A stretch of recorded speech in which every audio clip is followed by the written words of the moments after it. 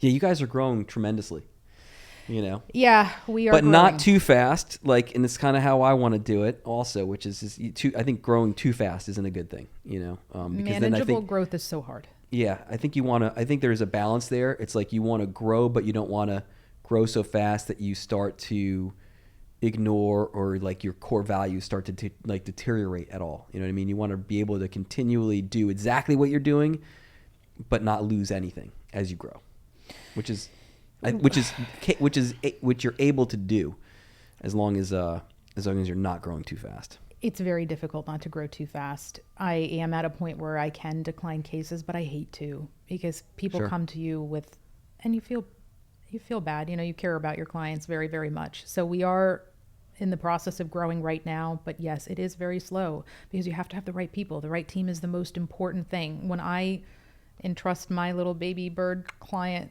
to an associate, I have to make sure that they're not disappointed and that that associate is the right person to handle that case. Really knows what they're doing. Yeah, it's Yeah. not easy to hire like right out of law school. Although, you know, if you have someone who starts out as a clerk and they learn the values and they learn the methods and your techniques and your style and the skills as they're kind of going through law school, then I think it's an easier transition, you know, but just getting someone who just graduates and they hadn't been in your office, it's those second, you know, I think a second year associate that's had at least a year maybe of some training, you know.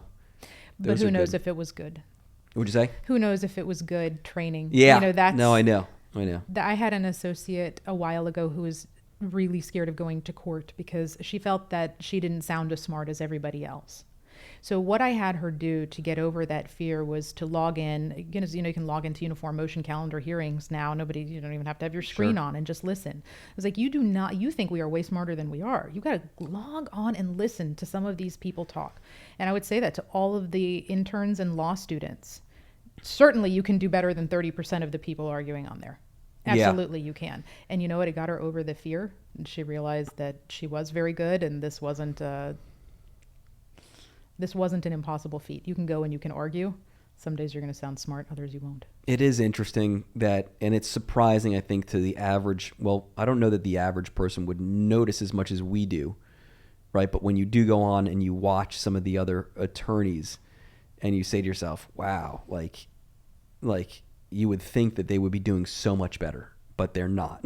You know what I mean? Which is scary. Which is scary. They've been practicing for 30 years. But you also had all that experience with the conflict counsel, so you probably were in court all the time. You had that experience of being able to get trained. It's like a prosecutor. Like my first year and a half, I'm in court every single day. You know what I mean? I'm trying a case a week or every other week. You know, it's like those kind of skills, like you can't trade that for anything. I didn't realize that all lawyers didn't really get that litigation experience. No. But they really didn't. If you start off at a large law firm, they're not handing you their most valuable clients to start their trial that day. It could be years before you see the inside of a courtroom. And by the way, now lawyers are really different because they're learning on Zoom. A lot of the lawyers who became barred during COVID, they had their first hearing a few weeks ago. Yep. Because they just never went to in-person court. It wasn't a thing for them. Yeah. They lawyer really differently. Not necessarily worse, but differently. Yeah, very differently. Yes, and they have formed different relationships. I don't know if you guys had it, but we would have this motion count. It was like a cattle call of all these cases, right? And you're standing there in the hallway for like 2 hours with each other, and you're catching up. Mm-hmm. You're like, how are your kids? And how is this person? And da-da-da-da, and you're talking. Well, that doesn't happen anymore because those cattle call cases are on Zoom, right? So now you're just there, not talking to each other. Yeah, you can't talk to anybody. No relationships forming. You know, it's a really different dynamic now between lawyers. I think it's made a lot of litigation worse because we are willing to do things to strangers that we're not willing to do to friends.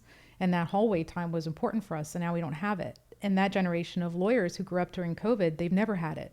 Yeah, it's true. It's true. And I just think about it, just like you said, like, and I forget about this stuff because sometimes like my mind just like puts it away. But I mean, before COVID, it's like you go to the courthouse, you see someone, and then you're able to grab coffee or something right after court, hang out, or even grab lunch because maybe the hearing went long or something like that. And there is this person-to-person relationship building that kind of went away. You know, you could settle. You know, you could talk in that hallway, that 2 hours where you're sitting there talking to each other. You can settle.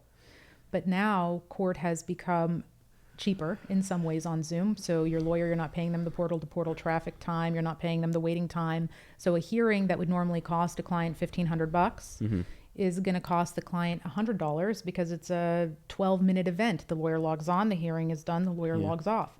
It's not necessarily a good thing because clients should settle. They should not litigate. They should not let the judge decide. That brings up a good point. How often, like in a divorce case, how often are the clients settling without a trial? Like, I know 99% of the time. 99%. So My clients, 99% of the time. And that should be a goal for every divorce lawyer to aspire to. Your clients need to settle.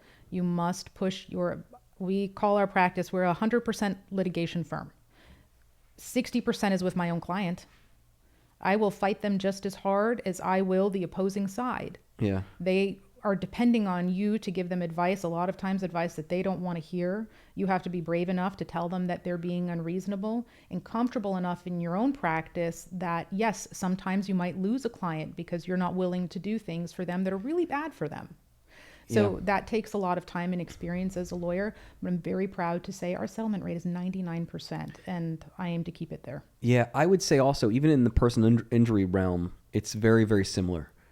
You know, it's like if there's a fair offer on the table and now we can avoid another 6 months or a year of litigation, which you're going to be hiring all these experts and that's going to cost X amount of dollars and all the other money for getting the demonstrative aids and the exhibits and everything ready. And then you're going to go to trial and you're going to have to rent a room and all those costs. Like they would have made more or got more in their pocket had they got the case resolved than going through all of this, this whole process, which is good. I mean, that's what I was thinking. I was thinking like for the most part, if you have a really good lawyer on both sides, they're going to cut a deal between husband and wife or whoever, spouses.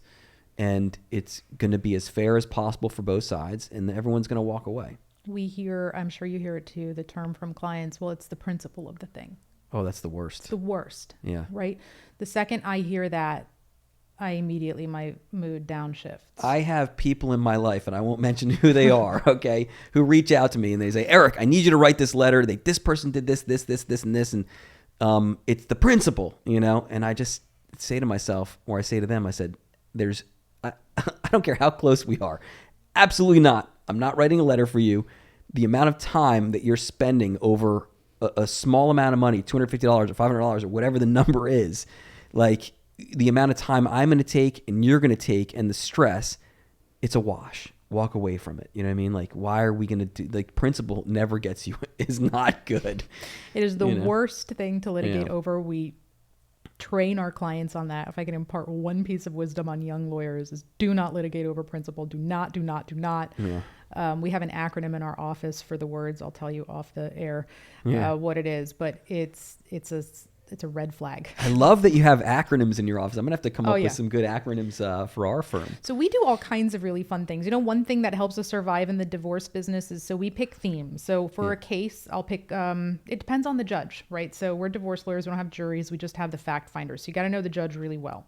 Once you get to know the judge really well, hopefully they're on the bench for a long time. You get to know their likes and dislikes. I knew a judge once who loved the Grateful Dead.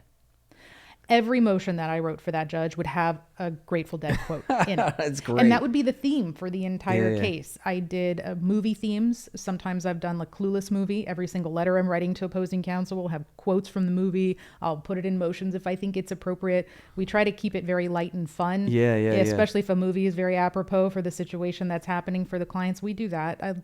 I would encourage lawyers to also have some fun. Yeah, no, for sure. Fun is key. I think fun is key. Having the office, light is important because we all deal with very, very tough stuff, and you want to have the morale of the team is critically important, It is.